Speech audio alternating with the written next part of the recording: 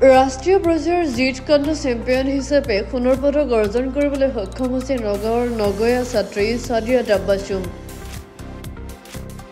মেঘালয়ৰ শ্বিলং ইনডোৰ ষ্টেডিয়ামত 10ম ৰাষ্ট্ৰীয় জিটকণ্ড চেম্পিয়নশ্বিপ 2024 অনুষ্ঠিত হয়।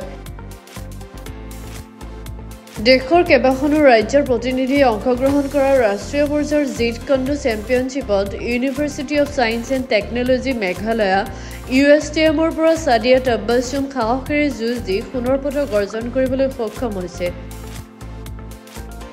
ছাদিয়া টাব্বাছুম বৰ্তমান university of science and technology Meghalaya USTMৰ মনোবিজ্ঞান বিভাগৰ স্নাতক বৰ্ষৰ ছাত্ৰী। নগাঁৱৰ ধিং ৰোডৰ ISA হোটেলৰ স্বত্বাধিকাৰী পিতৃ গুলাম হুছেইন আৰু মাত্ৰ ৰুকসানা চৌধুৰী একমাত্ৰ সুযোগ্য সন্তান ছাদিয়া টাব্বাছুমৰ শিক্ষা দীক্ষা আৰু ক্ৰীড়া ক্ষেত্ৰৰ উত্তৰণৰ বাবে হিয়া উজাৰি আশীৰ্বাদ দিছে। একমাত্ৰ সুযোগ্য কন্যাৰ সফলতাত আজি পিতৃ মাতৃ গৌৰৱান্বিত। সোণৰ পদক অৰ্জন কৰি বৃহত্তৰ নগাঁও চহৰৰ লগতে অসমলৈ গৌৰৱ কঢ়িয়াই আনিলে। মই USTMৰ ষ্টুডেণ্ট হয় university of science and technology মেঘালয়াৰ। তাত মই BA সাইকোলজি কৰি আছোঁ। তাৰ পৰা মই এটা অপৰচুনিটি পাইছোঁ। তাত মই 10 নেশ্যনেল জিটকণ্ড চেম্পিয়নশ্বিপত মই গোল্ড মেডেল পাইছোঁ। মই বহুত ধন্যবাদ জনাওঁ আমাৰ ডক্টৰ মহবুবুল হক আৰু মোৰ কোচ আছে মোৰ কোচ তেওঁ মোক বহুত হেল্প কৰিছে, মোক ছাপোৰ্ট কৰিছে আৰু মোৰ মা পাপাৰ কাৰণে মই বহুতখিনি আগুৱাই যাব পাৰিছোঁ সিহঁতৰ ছাপোৰ্টৰ কাৰণে আৰু আগবঢ়াই ইন ফিউচাৰ মই আৰু আগবঢ়াই যাব পাৰোঁ যাতে। চিন্ময় ৰাজখোৱা কিমান এজৰ কেটেগৰী আছিলে তোমাৰ? মোৰ আছিলে 6A5। আৰু তুমি USTMত কি পঢ়ি আছা? মই BA সাইকোলজি কৰি আছোঁ। আৰু কেনেকুৱা ধৰণৰ খেলৰ কাৰণে কেনেকুৱা অপৰচুনিটি, কেনেকুৱা ধৰণৰ এনভাইৰনমেণ্ট তাত বহুত ভাল এনভাইৰনমেণ্ট হয়। তাত ফেচিলিটিটো বহুত ভাল। তাত বহুত হেল্প কৰে চব ষ্টুডেণ্টছৰ যোনবোৰ স্পৰ্টছ কেটেগৰীত আছে সিহঁতক বহুতখিনি হেল্প কৰে। মহবুবুল হক ছাৰ যিহেতু এজন বিৰাট জনা বুজা মানুহ আৰু এইবিলাক ক্ষেত্ৰত খুব আগবঢ়া তেখেতে কেনে ধৰণৰ হেল্প কৰিছে? স্পৰ্টছ ষ্টুডেণ্টক বহুত হেল্প কৰে। মোক কৰিলে, চবকে কৰিছে মানে আমাৰ যোনটো কোচ তাই মানে বহুতখিনি তাইক হেল্প কৰিলে। তাই ইয়াতে খেলি আছিলে, তাই ইয়াৰ পৰা ছাপোৰ্ট পাইছে বহুতখিনি আগুৱাই গৈছে। তুমি যে এইবিলাক মাৰ্চিয়েল আৰ্টৰ প্ৰতি আকৰ্ষিত হ'লা কিমান সৰুৰ পৰা হৈছিলা?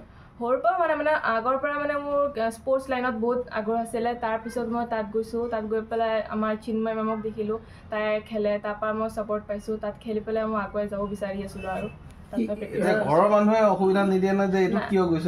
নাই, ঘৰৰ মানুহে ছাপোৰ্ট কৰে বহুত। তাত এইটো খেলিলে কি হ'ব, চেল্ফ ডিফেন্স হ'ব চব ছোৱালীৰ কাৰণে। চব ছোৱালী শিকিব লাগে এইটো।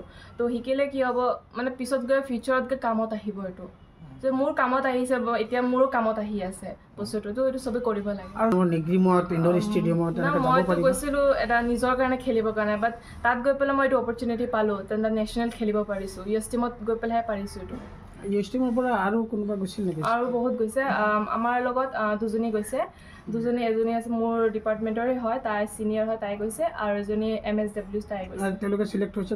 চিলেক্ট হৈছে, চিলভাৰ মেডেল পাইছে। চিলভাৰ পাইছে আৰু তুমি গ'ল্ড পাইছা?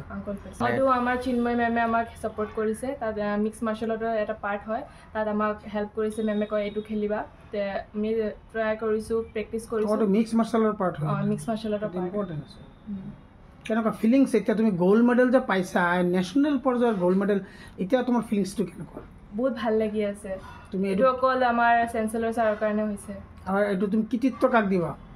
আমাৰ চেঞ্চেলৰ ছাৰ, মোৰ কোচ আৰু আমাৰ মা পাপা তোমাক ছাপোৰ্ট কৰে এজ এ গাৰ্ল হিচাপে? কৰে, পেৰেণ্টছে ছাপোৰ্ট কৰে? বহুত কৰিছে। তুমি আগলৈ আৰু কিবা ইচ্ছা আছে? আগলৈ এতিয়া কৰি যাওঁ, পিছত গৈ মোৰ আশা আছে যে ভাল কিবা এটা কৰিব পাৰোঁ। আৰু কিবা ক'ৰবাত চিলেকশ্যন হৈছে নেকি? আৰু চিলেকশ্যন হৈছিলোঁ জয়পুৰত হৈছোঁ, ৰাজস্থান জয়পুৰত 24ত আমাৰ মেটচ আছে। ডিচেম্বৰ 24ত? আকৌ সেইটো নেশ্যনেল পৰ্যায়ৰ কিবা? নেশ্যনেল হয়, AIU হয়। নগাঁৱৰ পৰা আহিয়া আহমেদৰ ৰিপৰ্ট, গ্ল'বেল NE 24x7।